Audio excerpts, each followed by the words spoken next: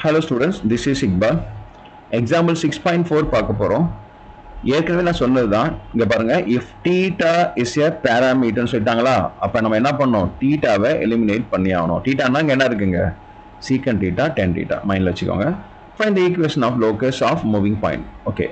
அந்த moving point ஓட equation என்ன அப்படி சொல்லிட்டு கேக்குறாங்க. கோஆர்டினேட் கொடுத்துட்டாங்க. So இது first உள்ளது x, second உள்ளது y. First நம்ம அதை எடுத்துக்கலாம். Okay.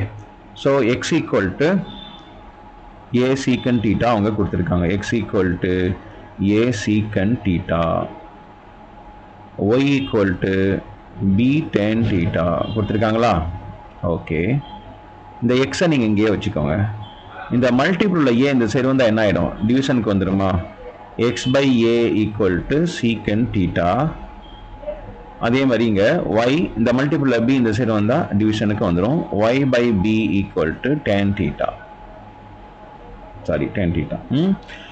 So இது ரெண்டையும் பார்த்தா எனக்கு secant theta tan thetaவை பார்த்தீங்கன்னா இந்த மாதிரி எலிமினேஷன் வந்துச்சுன்னா பாராமீட்டர் வந்து இந்த மாதிரி secant tan sin cos cosecant cot அதுக்கெல்லாம் வந்து ஐடென்டிட்டி 10th படிச்சிருப்பீங்க. அது என்னென்ன ஃபார்முலா படிச்சிருப்பீங்க அப்படின்னா ஃபர்ஸ்ட் ஒன் வந்து sin square theta plus cos square theta equal to 1ன்னு படிச்சிருப்பீங்க. ஞாபகம் இருக்கா? sin square theta plus cos square theta is equal to 1. இந்த ஃபார்முலா ஒன்று படிச்சிருப்பீங்க. அதுக்கப்புறம் செகண்ட் ஃபார்முலாவை இதை படிச்சிருப்பீங்க. secant square theta minus tan square theta equal to 1. இப்போ ரெண்டையும் ஸ்கொயர் பண்ணி மைனஸ் பண்ணால் நம்ம என்ன பண்ணிடலாம்? அந்த இடத்துல 1ன்னு போட்டுடலாம். ஸோ மூணாவது ஐடென்டிட்டி படிச்சிருப்பீங்க. cosecant square theta minus cot square theta is equal to 1. இந்த மூணு ஐடென்டிட்டி தான். நல்லா கவனிங்க. உங்களுக்கு வந்து sin cos வந்தால் இதை யூஸ் பண்ணிக்கலாம். secant tan வந்தால் இந்த ஃபார்முலா யூஸ் பண்ணிக்கலாம். cosecant cot வந்தால் இந்த ஃபார்முலாவை நீங்கள் யூஸ் பண்ணிக்கலாம். சரியா? இப்போ நான் இங்க என்ன வந்திருக்கு? secant tan இருக்கா? அப்ப இந்த ஃபார்முலாவை நம்ம எடுத்துக்கணும். we know that. ஓகேவா?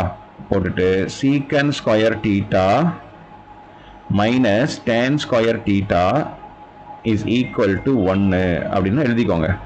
secant theta க்கு பதிலா நம்ம என்ன வச்சிருக்கோங்க? x by a வா? x by a whole square minus tan theta க்கு பதிலா என்ன வச்சிருக்கோம்? y by b whole square is equal to 1. அவ்வளவுதான். இப்போ theta காண போச்சு. x ஸ்கொயர் பண்ணா x square by a square minus y square by b square is equal to 1. இது வந்து ஹைப்பர்போலோட ஈக்குவேஷன். இதுவும் நீங்க நெக்ஸ்ட் இயருக்கு படிப்பீங்க. ஓகேவா?